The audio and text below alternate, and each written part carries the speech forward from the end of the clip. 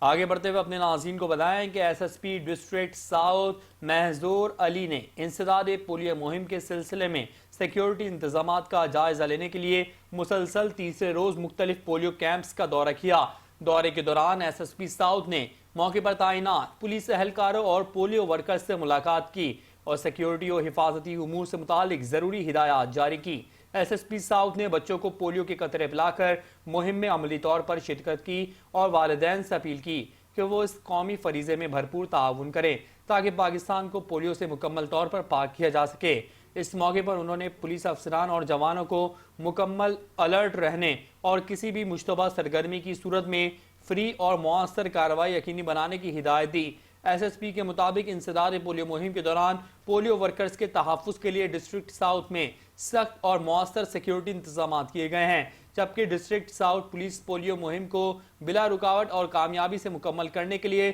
ہر ممکن اقدامات کر رہی ہے۔